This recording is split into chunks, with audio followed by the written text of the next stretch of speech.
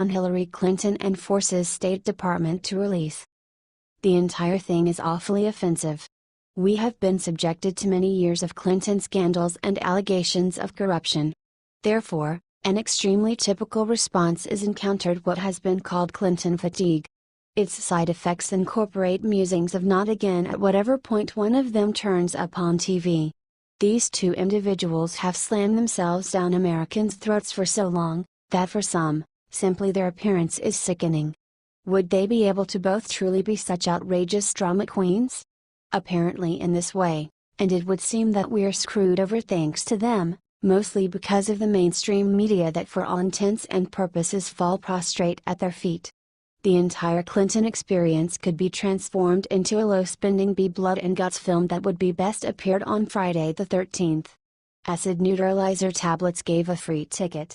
By and by, it would appear that Hillary just made another stride nearer to getting her day in court. Keep in mind the Benghazi tragedy. A government judge has recently requested the State Department to look at email files for messages receptive to Judicial Watch's FOIA claim looking for such messages related to Benghazi. Judicial Watch is persistent in its quest for justice, and plainly Hillary and her partners are straightforwardly in this law office's sights. Judicial Watch announced that on August 8, 2017, D.C. District Court Judge Amit P. Mehta ordered the State Department to search for state.gov email accounts of Huma Abedin, Cheryl Mills and Jacob Sullivan, former aides of Hillary Clinton during her tenure as Secretary of State. The State Department is ordered to search in those accounts for records responsive to the Judicial Watch's March 4, 2015, FOIA, Freedom of Information Act, request. A separate Judicial Watch FOIA lawsuit first broke open the Clinton email scandal. Criminals should be indicted regardless of how exhausting or repetitive they may be. What's more, if Hillary ends up having submitted the offenses as charged, at that point she needs her day in court. The issue is this: would no uncertainty transform into a media bazaar like the Michael Jackson and O.J. Simpson trials? Other than observing a charged vacation criminal, at last, get justice, it's nothing to anticipate. This judge is not playing amusements, but rather is considering this issue important, which is all the more terrible news for Hillary. Judge Mehta described the Judicial Watch's Clinton Benghazi FOIA lawsuit as a far cry from a typical FOIA case. Secretary Clinton used a private email server, located in her home, to transmit and receive work-related communications during her tenure as Secretary of State. Further, if an email did not involve any state.gov user, the message would have passed through only the Secretary's private server and, therefore, would be beyond the immediate reach of the state. Because of this circumstance, for the sake of ordinary case, the state could not look solely at its own record systems to adequately respond to Judicial Watch's demand. The State Department has not, however, searched the one record system over which it has always had control, and that is almost certain to contain some responsive records, state.gov email server. If Secretary Clinton sent an email about Benghazi to Abedin, Mills or Sullivan at his or her state.gov email address, or if one of them sent an email to Secretary Clinton using his or her state.gov account, then state's server would presumably have captured and stored such an email. Therefore, the state has the obligation to search its own server for responsive records. That doesn't leave much space for question or for quibble with respect to the State Department. This judge could scarcely be all the plainer. What's more, keeping in mind that one may charge this is all the after effect of some conservative law office playing governmental issues, that is unmistakably not the situation. Not in any manner. What's more, anybody making such a claim is either uninformed of the realities, outright insensible, or is participating in a program of ponder confusion. Simply observe this major court ruling can finally result in more answers about the Benghazi scandal, and Hillary Clinton's involvement in it, as we approach the 5th anniversary of the attack, said Judicial Watch President Tom Fitton. It is remarkable that we had to fight both the Obama and Trump administrations to break through the State Department's Benghazi stone wall. Why are Secretary Tillerson and Attorney General Sessions wasting taxpayer dollars protecting Hillary Clinton and the Obama administration? such a great amount of the possibility that Judicial Watch just starts prosecution against those on the left. Such a proposal is crazy. Judicial Watch asked the federal court to compel the Trump State Department to undertake a thorough search of all emails of former Secretary of State Hillary Clinton regarding the terrorist attack on Benghazi, including those of Clinton's closest advisors. Judicial Watch also specifically asked the court to compel the agency to produce all records of communications between Clinton and top aide Jake Sullivan regarding the appearance of Ambassador Susan Rice on NBC's Meet the Press Sunday after the 2012 Benghazi massacre. Thinking back finished Hillary's tenure as Secretary of State, and what we learned amid that terrible period, as well as in the time resulting to it. One's contemplations are attracted to a case that was attempted in 1931 where the litigant put on an air demonstrating he thought he was too huge to be brought to justice. He supposedly sat in the litigant's seat acting presumptuous, apparently lighthearted as the case continued. At that point what was occurring occurred to him. He was not going to beat the rap, and his presumptuous state of mind turned to rage. What's more, with that, Al Capone was condemned to 11 years in federal prison. Hillary has a demeanor of arrogance and showcases a disposition that demonstrates she conceives that notwithstanding addressing inquiries of her uprightness is underneath her. Obviously, she has not been prosecuted, not to mention sentenced to anything. However, be that as it may, similar to Mr. Capone, her chance may come. The main inquiry is whether the genuine story will be superior to the unavoidable film. What do you think about this? Do not hesitate and write your thoughts in the comment section below. Thank you for reading. H.T. Judicial Watch, Fox News.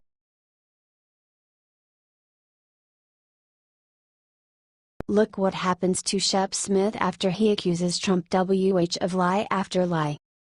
Shepard Smith had an entire inarticulate meltdown on Friday. He was having a speech with Chris Wallace, discussing the Donald Trump, Jr. meeting with the Russian legal counselor and others. He rebuked Trump, Jr. blaming him for more than once lying, not sounding by any means fair and balanced. Via Washington Times, "We're still clean on this, Chris," Mr. Smith told his colleague. "Why all these lies? Why is it lie after lie after lie? If you're clean, come on clean," he continued.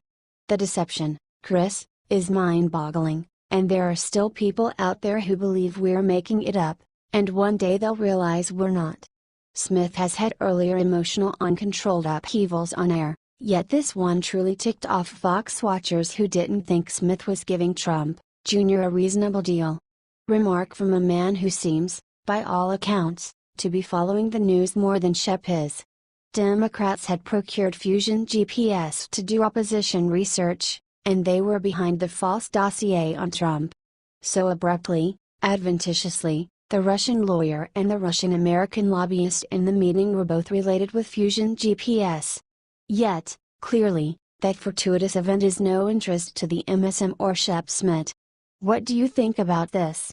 Do not hesitate and write your thoughts in the comment section below. Thank you for reading. H.T. Young Con.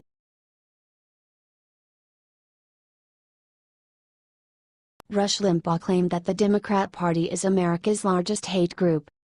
One might say, and as it should be, that the liberal left has gone up against a demeanor of malice, at no other time seen. With each disillusioning loss in an election, the disdain and vitriol they express simply show the constantly expanding level of distress they feel. At whatever point liberals discuss those on the conservative right, who can't help contradicting them, they utilize terms that one would use to depict the most terrible and underhanded scalawag believable and not a man who just holds an alternate feeling. Conservative radio talk show host Rush Limbaugh mentioned some extremely piercing objective facts about liberals in his Tuesday communicate that may clarify, to an expansive degree, what the liberal left has been not able to perceive about themselves. As related in Breitbart News, on Tuesday, his conservative talker, Rush Limbaugh, pointed out the mood of the Democratic Party, which he described as resentful and unhappy, and noted the liberal comedians are consumed by hatred. This combination of negative emotions according to Limbaugh made the Democratic Party the largest hate group in the country. Partial transcripts as follows, courtesy of rushlimbaugh.com. Let me tell you something, folks.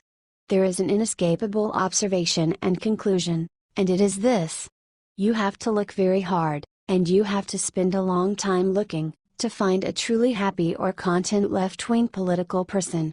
Whether they're an activist or not. If they re-engaged in any way, shape, manner or form of politics, they not happy, no matter what. When they elected Obama, they got angrier. They got more angry. After every success they have, nothing is ever enough. No amount of success makes them happy. Every success they have seems to tell them how little they actually did and how much more there is and how deeply resentful of that they are. The bottom line is, you just do not encounter happy, laughing liberals. Even their comedians are consumed by hatred. The Democrat Party has become the largest hate group in this country. Even their comedians are angry, and that suffices as comedy. I think it's one of the reasons why left-wing comics have become primary sources of news for other left-wing liberals. So there's never any happiness, there's never any contentment. You do not see any real laughter. You just see a constant level of rage, and I'm telling you, it's not healthy. Talk about sustainable. That cannot be sustained. A healthy mind and heart cannot be sustained by the degree of rage and hatred that we see in the American left today. You have to ask, why do not their successes make them happy? Look at what they've done in the area of marriage. They've totally upended it. They have succeeded in not only redefining a word that has stood for as many years as possible, tens of thousands, hundreds of thousands, millions of years, that people have been plotting and walking the earth. And even after they succeed with this, they get angry. They do not seem ever satisfied. It's the most amazing thing. And we're all paying the price for it, this constant rage, this constant anger. They lose votes, and it's taken as one of the most outrageous things that could happen. Rush has dependably been exceptionally shrewd in scrutinizing what liberals are considering and why they do what they do. Notwithstanding, when liberals get their direction, it doesn't make them upbeat, just more resolved to push their disdain down the throats of anybody setting out to differ with them. Now, somebody needs to inquire as to why? For what reason? Democrat lawmakers have whipped their liberal base into a craze so as to win races, and when they don't win, at that point viciousness ends up plainly legitimized in their psyches. This mentality can't proceed in light of the fact that the possible outcome will be an America torn into pieces. What do you think about this? Do not hesitate and write your thoughts in the comment section below. Thank you for reading. H. T. Briett Bar.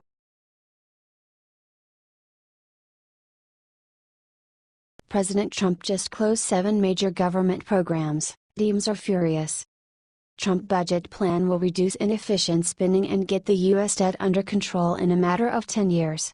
The plan incorporates cutting taxes and dispensing with those bloated government programs we despise to such an extent. Be that as it may, things being what they are, there was significantly more fat in our legislature than we knew. The organization reported that not just has the administration burned through cash on terrible projects, however, they've kept on burning through cash on programs that have lapsed. The measure of cash being discarded is essentially staggering. Via the Daily Wire, Mick Mulvaney, director of the Office of Management and Budget, announced that the Trump administration has discovered approximately $300 billion in federal spending in programs that have expired. This unauthorized spending has a real impact on balancing the budget. The Trump administration has not yet announced a complete list of programs that are unauthorized, but a quick review of the 2018 budget found 11 programs that Trump is terminating because Congress has not renewed the program for a while. Below are some of the expired programs and agencies and the amounts they spent in recent years. Department of Commerce, Economic Development Administration, $251 million. Department of Commerce, National Oceanic and Atmospheric Administration Grants and Education, $217 million. Department of Health and Human Services, Community Services Block Grant, $714 million. Department of Homeland Security, Port Security Grants and Transit Security Assistance, Approximately $218 million. Department of Housing and Urban Development, Choice Neighborhoods, $125 million. Department of Housing and Urban Development, Choice Neighborhoods. This program has spent approximately $150 billion since 1974, without any measurable impact. Department of Housing and Urban Development, Indian Community Development Block Grant, $60 million. The rundown continues endlessly. These projects have lapsed, with Congress declining to restore them. However, money was all the while streaming into them, with everybody looking the other way. Large portions of these projects have not been demonstrated to try and be successful. In any case, your cash would finance them, in any case. That is the way our administration's been working for a considerable length of time. Zero responsibility. Zero outcomes. Maybe now, with a genuine leader in the White House, this sort of bloated spending will be conveyed to an end. What do you think about this? Do not hesitate and write your thoughts in the comment section below. Thank you for reading. H.T. Patriot Journal.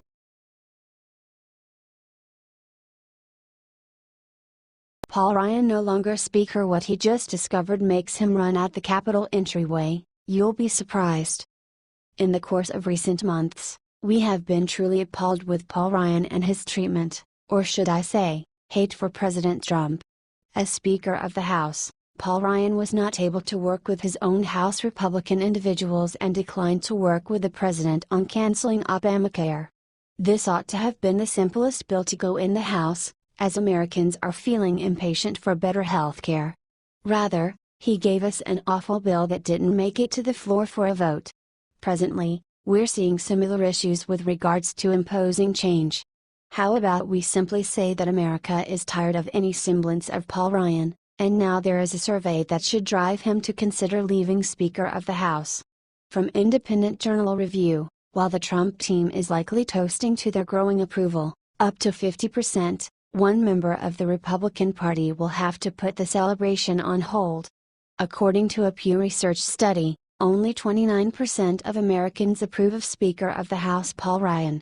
The dismal approval ratings for Ryan came after he failed to replace the Affordable Care Act, something that Americans blame Ryan for more than they blame President Trump. Two Americans should. Paul Ryan made a total exhibition of himself and totally humiliated the Republican Party. Indeed, even now, the Freedom Caucus has made an extraordinary bill that would repeal and replace Obamacare. Most Republicans are ready, however, yet Paul Ryan still can't seem to move the bill into the committee to at last go to the floor. Why? We can just estimate that his self-image is so wounded from his first Obamacare endeavor that he couldn't deal with the way that a superior bill without his name on it is all the more generally welcomed. It's important to note that Ryan's low approval ratings are not just a Republican versus Democrat phenomenon. Ryan is much more disliked than several of his predecessors.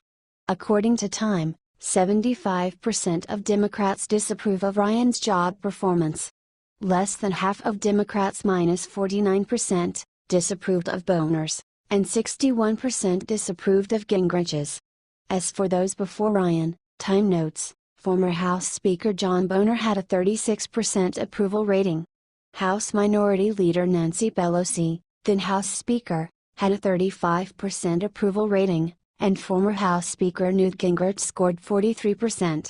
Ouch! In the event that your endorsement rating is lower than Nancy Pelosi's, it might be an ideal opportunity to take off. Do you concur? What do you think about this? Do not hesitate and write your thoughts in the comment section below. Thank you for reading. H.T. Independent Journal